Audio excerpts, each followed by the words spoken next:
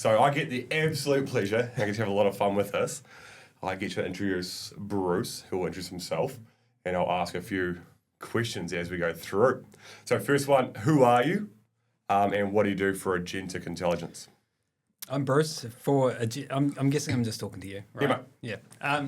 For Agentic, I kind of lead up the tech side of things,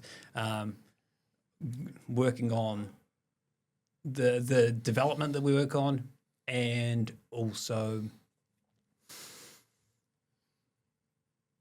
it's gone. Working on the development and also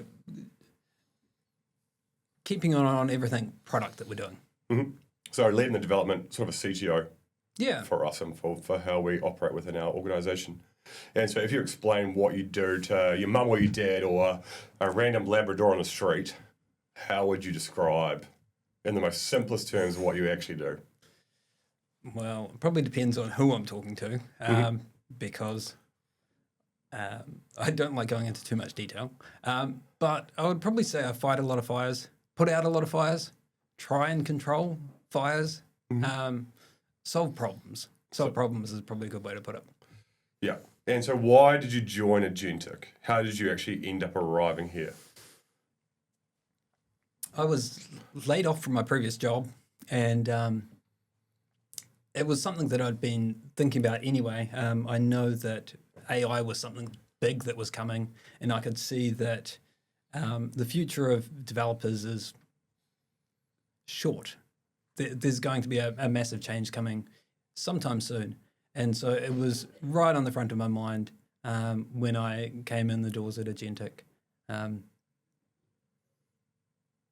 Yeah. And so how different is it compared to previous roles? How would you describe it to someone who's maybe an intermediate developer that has been involved or exposed to AI? What would the core differences be? I think it's we're doing a lot more thinking around the product side of things, a lot less in the day-to-day, the nitty-gritty. We're not touching lines of code so much. We're more zooming out and looking at the bigger picture, putting on like a customer hat and thinking, how are our customers actually going to use this? Is this something that we need? Is this something that we want? Is this something that's going to be helpful for the end user? I think that's probably the biggest shift, rather than that focus on the nitty gritty, going back to the bigger picture. Mm-hmm. If you think about development, it's quite structured in regards to there are the do's and the don'ts, but in the way that we work, because the world changes, it feels like almost each week with the different software releases or different model releases, how do you adjust your brain or your style to fit into the fire hose of new stuff that comes in each day, each week?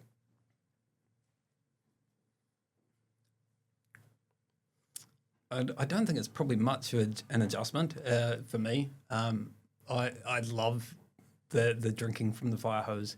I love just absorbing new stuff, and it's just a slightly faster pace than I'm used to.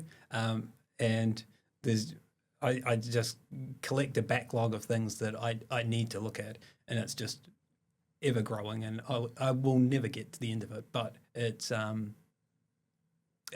fun staying up with the fast-paced nature of it. And one of Bruce's favourite, I'll look into the camera, one of Bruce's favourite questions we asked during an interview for all the future developers is, what do you think the future role of developer is? So let's turn the tables on you. What do you think the future role of a developer is? And I'll time box it. I'll say 2 years from now. 2 years. Ooh. I don't think there'll be anyone. Well, most roles will be touching no code. I mean, we're already touching no code, and so it's guiding the process, being more of a product owner, putting on the customer hat, understanding what the customer wants, what the customer needs, what the business needs, and kind of shaping the product and planning where the product's going to go, rather than working on this little bug or this little feature. So it's sort of be a shepherd of an application that you're putting in front of you in a way. Yeah, And then, so how do you teach younger developers that have no context to be a shepherd when they're still worrying about the nitty gritty? I think it's just encouraging them to think like those that are using the product. What features are actually helpful? What things are important? What things are unimportant? And I think like we've had an observation in the market in regards to developers where you almost have a split down the middle where the perception of quote unquote vibe coding versus delivering of actual production code, and that it's almost inferior potentially to handwritten code. People being quite precious, you could say. Yep. So what do you think they get right or what they get wrong when they make statements like an AI could never write production software? I think they probably are not using the right tools, or are using it wrong. I don't think they have an understanding of where things are at today. There's the term that everyone's familiar with, vibe coding, but then there's another level. I think they call it vibe engineering, where rather than just anyone off the street going and building something, it's more someone with an engineering background or a software development background going in and actually understanding what the agents are doing and guiding it more. So, yes, you can end up with a terrible product if you're just vibe coding and if you don't have any understanding or any concept, because the agents will just want to include any feature that they can, and they will go down rabbit holes, or at least they do today. But if you're guiding it, if you're shepherding it, and kind of pointing it in the right direction, you can get really good results and really high quality code. So we're at a team of about 27 at the moment, and the argument could be that AI is doing the majority of the work. So why do we actually need more developers, or why do we actually need people to do this work if AI is so wonderful?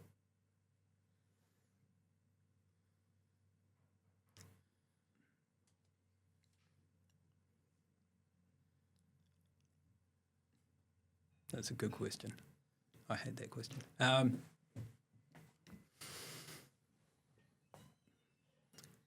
We're finding that there's just a lot of... Hold on, try that again. We're finding there's a lot of work out there, a lot of people wanting specific solutions, and there's just so much that that we need a whole team of people to work on it, to guide these products. Because while you can easily code up something easily or vibe something easily, you can't. You've still got to have the people guiding it and testing it and validating it before it goes out to a customer. And even if you've got someone doing 3 or 4 projects at once, there's still just a really large demand out there. And what percentage of sort of production code do you think the company writes where it's assisted by a coding tool? At Agentic, 100% of the code is written by the AI. Mm-hmm. And if you were to describe the culture of what we do? It's really fast-paced. It's a lot of fun. There's a lot of banter back and forth, good-natured banter, and encouraging each other, cheering each other on, building each other up, noticing where people could be growing and encouraging them in that growth. And then when you're interviewing or hiring people, how do you choose the developers if AI is doing the work? Because that used to be the core competency, right? Yeah, I think the biggest thing that we focus on is culture and fit. How well do we think this person will fit into our team? Do we think they'll add or subtract to the culture? And how well will they work with the AI tools that are in front of them? And do you think that the developers coming through interviews or who looking to recruit actually have the skill set in AI? Or is this something that is all being self-taught with no real standards? A lot of the people that we're seeing are coming through with no real experience in AI tooling. They might have tried it with a Cursor or a ChatGPT and just tried a few prompts here and there. And I think the really key ones can kind of see kind of a glimpse of the future. But most people don't come to us with an extensive background. It's all so new. What was your sort of life cycle in regards to realizing AI could actually do the role that you've been doing for, say, 15, 20 years? And then what was your mental process or what happened after that? About 2 years ago, I think I could see that things were starting to shift, that the tooling was getting really good and the responses coming back were just really high quality. I mean, some people see AI as just a summarizer or a regurgitation of stuff that's out there on the internet. But I was starting to see that it had more life to it, more flavor to it, and that it could actually be really useful. I think I saw that the role of a developer is going to change massively. And that's the kind of thing that kind of tweaked me onto it and started me going deeper into it. Mm-hmm. And you got 2 young boys. What would your advice be? I know one of them actually works in the business, which is great. He's doing a great job. But let's say that they come to you and they said, I want to go to university. I want to get a PhD in computer science. And let's say it takes 5-6 years to get that. What advice or what would you say? I don't think I could tell anyone to get to university. I think I'd probably warn people against it. I think everything is changing far too fast. Things are changing far too quickly at the moment to commit to anything. And I think knowledge workers or anyone that goes to university really might have limited success in the job market in future.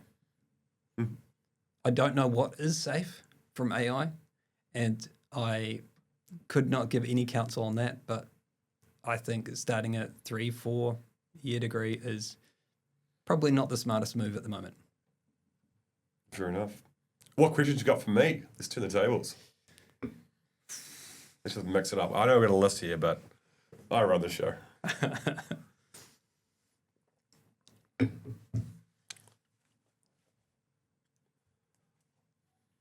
What do you think the role of a developer is in future? My vision is it's a universal translator. So it's not clear to me that application software will be a thing in the next sort of 3 years, but people will always default to great people. And as opposed to talking to an AI, they would rather talk to a human and say, I have this problem, can you help me solve it? And we've had a few people that can play both sides of the coin, where they can do a little bit of the business, understand the requirements, but also translate on the other side. And the trifecta of communication, leadership, and a little bit of technical knowledge, enough to be dangerous, I think is where that role of developer is. I think things will change, and I think that it's sort of like electricity. You know, when we add more electricity to the washing machine or the lights, we got more utility, more function. And I think that everyone will have the ability to be a developer, but a professional developer will be a translator. What do you think the most important skill for people looking at the next few years is? I think that the most important skill, and we've seen it with our younger staff, is the ability to pick up the damn phone, call a customer, and say, look, let's just chat. And understand the nuance of the tone in their voice, understand the nuance of what they actually need versus what they're asking for. Because I think they default back to the written word via email. Mm-hmm. And when so much of email has been written by AI, we lack nuance. And so my advice to any young person who wants to be in the sort of tech space is first learn how to talk to people. You don't need to tell them everything, but you need to be a very good listener. Interpret, and then sort of work together. So focus on being human. Focus on being human. Yeah. And I think the top 10% developers, or like for us, we've got some amazing developers, and I think they can do a significant amount of work relative to others. And I think that we're starting to see the top 10% of talent are sort of unicorns when given these tools. They can amplify their output and their workload so much more than I think you and I actually thought about a few months ago. Yeah, I think that's fair. I mean, they talk about, I think Google coined the term like a 10x developer, one that has like 10x the output of anyone else. Yeah, I call them unicorns. Yeah. So usually they're not always the easiest staff member to manage, but as a business owner, you protect them in a little bit of cotton wool so they don't annoy other people because their output's so great and has such a big influence.